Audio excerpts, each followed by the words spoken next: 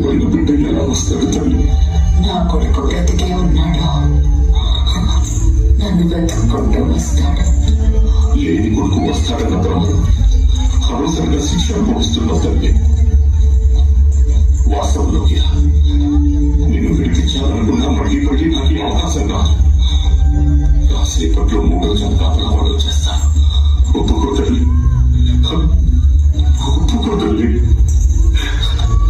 నేను ఇంతగా బతమాలుతుంటే వినుకుంటాను నీ పిచ్చి పని.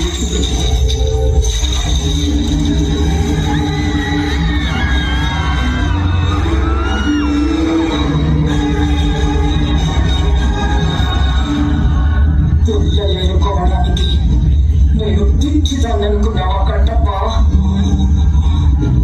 ఇంటికి తెలుస్తున్నాను.